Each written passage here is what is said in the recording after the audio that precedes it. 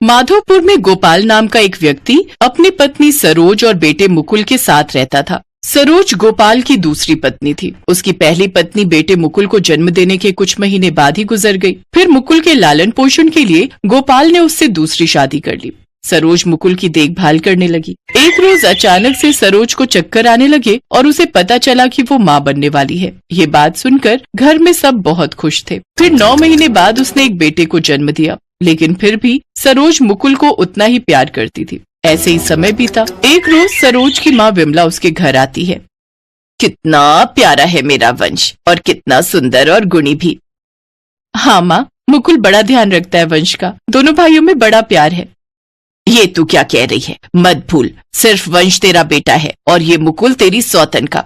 धीरे धीरे दोनों बड़े हो रहे हैं। ऐसा ना हो बड़ा बेटा होने के नाते दामाद जी सब कुछ इसके नाम कर दे। इससे अच्छा है तुम इस कांटे को अभी बाहर निकाल फेंको।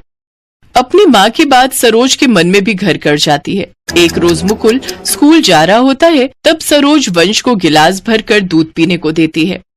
माँ, मुझे भी भूख लगी है, मुझे भी दूध दो ना। और दूध नहीं है घर में? और कितनी बार कहा है तुझे मेरे बेटे के खाने पीने और दूध पर नजर मत लगाया कर। मेरी माँ बिल्कुल ठीक कहती है। तू ना एक सपोला है जो कल को अपने भाई को ही निगल जाएगा। सरोज अब अपने दोनों बेटों में भेदभाव करने लगी। जहाँ उसने मुकुल को सरकारी स्कूल में पढ़ने के लिए डाला, वहीं उसने अपने बेटे वंश को शहर के बड़े स्कूल में पढ़ने के लिए डाल दिया। बड़े स्कूल में जाने पर वंश अपने अमीर दोस्तों को पैसे खर्च करते देखता तो वो भी सरोज से पैसे मांगता और सरोज उसे चुपके से पैसे दे देती। सरोज स्कूल से आने के बाद मुकुल को खेतों में काम पर भेज देती। जाओ मुकुल, अब तुम स्कूल से आ गए हो तो अब खेतों में काम करने जाओ, और ये ले 2 रोटी अचार के साथ रख दी है, वहीं खा लेना। और वंश, आप मेरे लाल, मैं तेरे लिए पास्ता बना देती हूँ। मुकुल रोता हुआ खेतों में चला गया और पेड़ के नीचे रोते हुए वो सूखी रोटी खाने लगा। फिर 10वीं के बाद ही उसने मुकुल की पढ़ाई छुड़वा दी। ऐसे ही समय बीता। दोनों बच्चे बड़े हो गए। अब सरोज ने मुकुल की शादी गांव की एक सीधी साधी लड़की आरती से करवा दी, जबकि वंश शहर की एक मॉडर्न लड़की को ब्याह कर ले आया। लेकिन शादी के बाद वो अपनी बहू से कुछ काम नहीं करवाती। उसे पार्लर और घूमने फिरने भेज देती, जबकि आरती से घर के सारे काम लेती और मुकुल से खेतों के। साथ ही अपने बेटे वंश की जिद को दिन पर दिन पूरा करती गई और वो जितने पैसे मांगता उसे देती गई। धीरे धीरे सरोज और वंश ने मिलकर गोपाल को पूरी तरह मुकुल और आरती के खिलाफ कर दिया और उन्हें घर से निकलवा दिया। अब तुम दोनों यहाँ नहीं रहोगे, तुम दोनों जंगल में बने हमारे पुराने घर में चले जाओ। उसके अलावा तुम्हें देने के लिए मेरे पास कुछ भी नहीं है। सुना नहीं क्या कहा इन्होंने? चलो निकलो अब यहाँ से। गोपाल आरती के साथ वहाँ से चला गया। जाते हुए पीछे से गोपाल उसके पास आया। मुकुल बेटा, अपने इस बूढ़े बाप को माफ करना, लेकिन मैं नहीं चाहता था कि बचपन से लेकर आज तक तूने जो सरोज के अत्याचार सहे हैं वो तुम्हारी पत्नी भी सहे। जहाँ मैं तुम्हें भेज रहा हूँ वो हमारा पुश्तैनी घर है। तुम्हारी माँ ब्याह कर वहीं आई थी, उसमें उसकी खूब यादें हैं। जाओ, तुम दोनों सदा खुश रहो। मुकुल आरती के साथ चला गया। चलते चलते वो दोनों बहुत थक चुके थे। कुछ देर बाद शाम होने लगती है। फिर जंगल के बीचों बीच उन्हें एक झोपड़ी दिखाई पड़ती है। क्या यही है वो पुश्तैनी घर? मालूम नहीं। तो फिर आज रात हम यहीं पर रुक जाते हैं। देखो न, रात होने वाली है। यूं जंगल के बीचों बीच चलना अब ठीक नहीं। वो अंदर जाते हैं, लेकिन मुकुल को बहुत गुस्सा आता है। कितनी जायदाद होने के बाद भी उसे उसके पिता ने केवल यही झोपड़ी दी। जहाँ हम रहते थे वहाँ सब सुख सुविधाएं थी, लेकिन यहाँ देखो क्या हाल हो रखा है। कोई बात नहीं जी, यहाँ हमारे पूर्वजों और माँ का आशीर्वाद है। फिर वो दोनों उस झोपड़ी में सफाई करने लगते हैं और साफ करके उसमें रहने लगते हैं। अगले दिन घर में कुछ खाने के लिए ना होने के कारण वो दोनों जंगल में खाने का कुछ ढूंढने लगते हैं। कुछ फल लेकर वो दोनों उस झोपड़ी में लौटते हैं तो अंदर का नजारा देखकर हैरान रह जाते हैं, क्योंकि अंदर जाते ही वो झोपड़ी बिल्कुल राजमहल जैसी बन जाती है, जहाँ हर सुख सुविधा थी और ढेर सारे पैसों से भरा संदूक था। ये तो बिल्कुल राजमहल है। लेकिन ये चमत्कार कैसे हुआ? तभी वहां एक आवाज आई और मुकुल की मरी हुई माँ उसके सामने थी। बच्चों, ये तुम्हारी माँ का आशीर्वाद है तुम्हारे लिए। तुमने अपने बाबा की बात मानकर इस घर में रहना स्वीकार किया, इसलिए तुम्हारे सब पूर्वजों का आशीर्वाद बरसा है तुम पर। सदा खुश रहो बच्चों। आज से तुम दोनों को किसी चीज की कोई कमी नहीं होगी। माँ, मेरी माँ। इतना कहते ही उसकी आत्मा वहां से गायब हो जाती है। अब मुकुल और आरती की सारी परेशानियां खत्म हो गईं। अब उनके पास धन दौलत आ गई। अब मुकुल ने अपनी माँ के नाम के वृद्धाश्रम खोल दिए, जहाँ कई बेसहारों को पनाह मिली। एक दिन मुकुल को वृद्धाश्रम से एक फोन आता है। सर, आज हमारे वृद्धाश्रम में एक नया जोड़ा आया है जो काफी दुखी लग रहा है, ना कुछ खा पी रहा है। अगर आप एक बार आ जाते तो। मुकुल और आरती वृद्धाश्रम की ओर निकल पड़े। वो उस नए जोड़े के पास गए जहाँ दोनों कमरे में बैठे हुए होते हैं। नमस्ते माताजी। नमस्ते पिताजी। मुकुल की आवाज सुनते ही गोपाल और सरोज पलट कर देखते हैं। वो कोई और नहीं बल्कि मुकुल के माता पिता ही थे। माँ, बाबूजी, आप दोनों यहाँ? हमें हमारे कर्मों की सजा मिली है। जिस दिन हमने तुम्हें घर से निकाला उसके कुछ दिन बाद ही वंश और कनिका ने धोखे से हमसे सारी प्रॉपर्टी ले ली और हमें घर से बाहर निकाल दिया। मुझे माफ कर दो बच्चों, मैंने तुम्हारे साथ बहुत बुरा बर्ताव किया। आप माफी मत मांगिए माँ, और अब आप दोनों यहाँ नहीं, अपने इस बेटे के साथ उसके घर में ही रहोगे। अब वो मुकुल अपनी पत्नी और माँ बाबा के साथ उस घर में रहने लगा, तो वहीं दूसरी ओर वंश अपनी सारी प्रॉपर्टी जुए में हार जाता है और पूरी तरह बर्बाद हो जाता है, जिसके बाद उसकी पत्नी कनिका भी उसे हमेशा हमेशा के लिए छोड़कर चली जाती है। अंजलि बहुत दुखी है क्योंकि वो देख नहीं पाती है, वो अंधी है। अंजलि बचपन से ऐसी नहीं है, बचपन में वो देख सकती थी, लेकिन एक दिन उसके साथ एक हादसा हो गया। एक दिन स्कूल जाते समय रास्ते में एक गाड़ी ने अंजलि को जोर से धक्का मार दिया और अंजलि के सर के पीछे वाले हिस्से में चोट लग गई। उसे अस्पताल ले जाया गया, लेकिन डॉक्टर साहब ने साफ साफ कह दिया, देखिए, लड़की तो बच जाएगी, लेकिन वो कभी भी देख नहीं पाएगी क्योंकि उसकी दोनों आंखें खराब हो गई हैं। उसके बाद से अंजलि अंधी हो गई। उसके माता पिता ने बहुत कोशिश की, बहुत सारे डॉक्टर भी दिखाए, लेकिन कोई फायदा नहीं हुआ। अंजलि अभी 25 साल की है, वो खुद का काम भी नहीं कर सकती है। उसकी माँ बिमला हमेशा उसके साथ रहती है। उसके पिता का नाम मनोहर है। मनोहर एक दुकान चलाता है और उसी से उन लोगों का घर चलता है। मनोहर और बिमला को बस एक ही चिंता है, सुनिए जी, हमारी बेटी 25 साल की हो गई है, अब तो उसकी शादी करवानी ही पड़ेगी।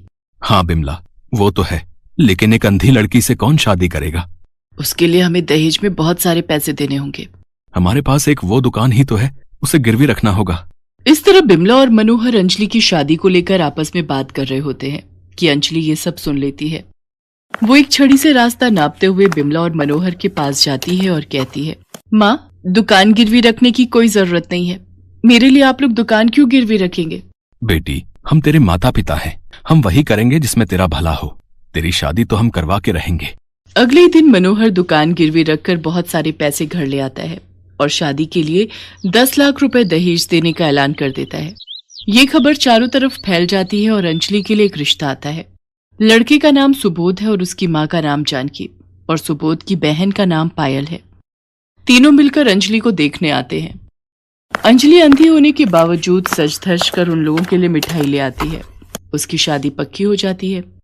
मनोहर जानकी को दहेज के 10 लाख रुपए दे देता है और कुछ ही दिनों बाद अंजलि और सुबोध की शादी हो जाती है।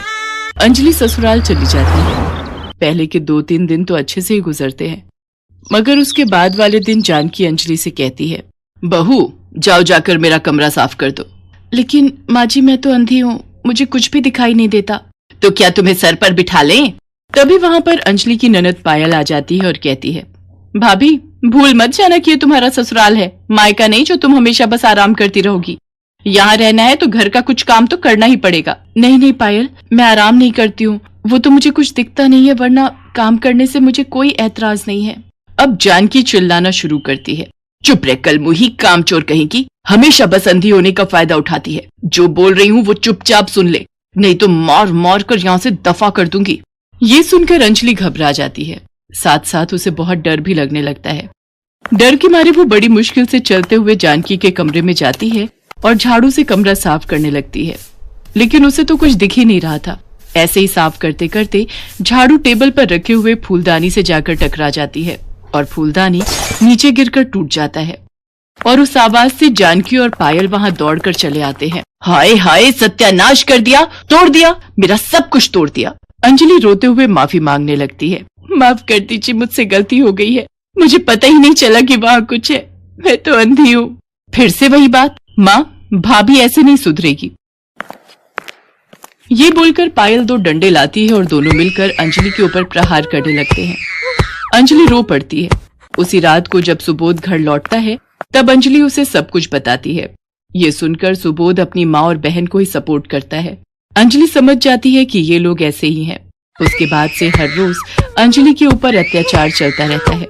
कुछ दिन बाद सुबोध जानकी से कहता है, माँ, आपने दहेज के लिए शादी करने को बोला, मैंने कर लिया, मगर मैं नंदिनी से प्यार करता हूँ, मैं उससे शादी करना चाहता हूँ। माँ, मुझे पता है बेटा, मगर उसके पहले इस अंजलि का कुछ करना पड़ेगा। मेरे पास एक आइडिया है माँ। पायल आइडिया बताती है और सभी वो करने के लिए राजी हो जाते हैं। अगले दिन सुबोध अंजलि को एक अच्छे आंखों के डॉक्टर के पास ले जाने के बहाने घर से दूर ले जाता है। वो अंजलि को लेकर एक जंगल में पहुंच जाता है। घना जंगल, चारों तरफ कोई नहीं है। अंजलि को कुछ अजीब सा लगता है। वो कहती है, ये तुम मुझे कहाँ ले आए हो? आसपास और कोई इंसान नहीं है क्या? हाँ है ना, तुम चिंता मत करो अंजलि, आज ही तुम्हारी आंखें बिल्कुल ठीक हो जाएंगी, तुम फिर से देख पाओगी। तुम यहीं पर रुको, मैं अभी आता हूँ, ठीक है? ये बोलकर सुबोध वहां से चला जाता है। अंजलि अकेली जंगल के बीचों बीच खड़ी रहती है। शाम हो जाती है। बहुत इंतजार के बाद भी जब सुबोध नहीं आता है तब अंजलि सब कुछ समझ जाती है और वो रोने लगती है। हे भगवान, ये मेरे साथ क्या हो रहा है? क्यों हो रहा है? मुझे पता है मेरे पति मुझे यहाँ छोड़कर भाग गया है। मैं अंधी हूँ, उसमें मेरी क्या गलती है? तभी वहां पर एक बूढ़ी औरत आ जाती है और अंजलि से कहती है, बेटी, तुम्हारे पास कुछ खाने को मिलेगा? मैंने 2 दिन से कुछ नहीं खाया। अंजलि के पास सिर्फ 2 बिस्कुट थे। बूढ़ी औरत की दर्द भरी आवाज सुनकर अंजलि को दया आती है और वो 2 बिस्कुट उस औरत को दे देती है और अचानक से एक चमत्कार हो जाता है। वो बूढ़ी औरत जंगल की देवी में बदल जाती है। अंजलि, मैं इस जंगल की देवी हूँ। मैं बूढ़ी औरत के रूप में तेरी परीक्षा ले रही थी। तूने सब कुछ खो दिया है। तेरे पास सिर्फ 2 बिस्किट थे और वो भी तूने मुझे दे दिया। मैं प्रसन्न हूँ। बोल, तुझे क्या चाहिए? देवी, मैं अंधी हूँ, दया करके मेरी आंखों की रोशनी मुझे लौटा दीजिए। जंगल की देवी अपनी जादुई शक्ति से एक जादुई चश्मा लाती हैं। अंजलि, ये जादुई चश्मा है, इसे पहनते ही तुझे फिर से सब कुछ दिखाई देने लगेगा। अंजलि उस जादुई चश्मे को पहन लेती है और उसे सब कुछ दिखाई देने लगता है। पेड़, पौधे, आसमान, जमीन, सब कुछ। अंजलि खुशी से झूम उठती है। जंगल की देवी, आपका बहुत बहुत धन्यवाद। मुझे सब कुछ दिख रहा है। इतनी खुशी मुझे जिंदगी में कभी नहीं मिली। अंजलि जंगल की देवी को धन्यवाद देकर वहां से चली जाती है। वो इधर उधर घूमकर अगले दिन सुबह ससुराल पहुंचती है, लेकिन वहां जाकर अंजलि देखती है कि सुबोध ने नंदिनी नाम की एक लड़की से शादी कर ली है। अंजलि को देखकर वो लोग बहुत चौंक जाते हैं। अरे, तुम कहाँ से आ गई? तुम्हें तो कुछ दिखाई नहीं देता है ना? हाँ हाँ, तुम तो अंधी हो, तुम्हें तो अब तक किसी जानवर के पेट में होना चाहिए था। इतने घने जंगल से तुम लौट कैसे आई? ये सुनकर हंसते हुए अंजलि कहती है, मुझे पता है तुम लोग मुझे मारना चाहते थे। सिर्फ और सिर्फ दहेज के लिए तुम लोगों ने मुझे इस घर की बहू बनाया, लेकिन अब मैं सब कुछ देख सकती हूँ। अब मैं तुम सबको मजा चखाऊंगी। ये सुनकर सभी हंसने लगते हैं। पायल कहती है, तुम्हें क्या लगता है तुम अकेली एक औरत हम चारों को हरा सकती हो? तभी सुबोध की नई पत्नी नंदिनी कहती है, मैं समझ गई हूँ कि ये कैसे देख पा रही है। कहीं से इसे ये चश्मा मिल गया है, इसी की वजह से ये देख पा रही है। हाँ, तुम सही कह रही हो, पहले तो ये चश्मा नहीं था। बेटा, इसका चश्मा निकाल, उसके बाद हम चारों मिलकर इसे मार डालेंगे और इसके घर वालों को बोल देंगे कि अंजलि किसी और के साथ भाग गई है। सुबोध अंजलि की तरफ बढ़ने लगता है। अंजलि ने खुशी के मारे ये सोचा ही नहीं था कि ये लोग उसे यहाँ भी मार सकते हैं। अंजलि डर जाती है। चारों के चारों अंजलि को मारने के लिए तैयार हैं। तभी एक चमत्कार हो जाता है। अंजलि के जादुई चश्मे से एक चमत्कारी रोशनी निकलती है और उस रोशनी में चारों जलकर भस्म हो जाते हैं। आह, बचाओ! ऐसे ही दर्द से तड़पते हुए चारों का खेल खत्म हो जाता है। अंजलि को इंसाफ मिलता है। उसने नहीं सोचा था कि उसका ये जादुई चश्मा ऐसा भी कर सकता है। वो मन ही मन जंगल की देवी को धन्यवाद देती है और इसके बाद वो अपने मायके लौट जाती है और अपने माता पिता को सब कुछ बताती है। वो लोग अंजलि को सपोर्ट करते हैं और ऐसे ही अंजलि अपने जादुई चश्मे के साथ खुशी खुशी रहने लगती है। हेलो दोस्तों, कैसे हैं आप सब? हमारी कहानियां देखने के लिए हमारे चैनल को सब्सक्राइब कीजिए और हाँ, बेल आइकॉन पर क्लिक करना मत भूलिएगा।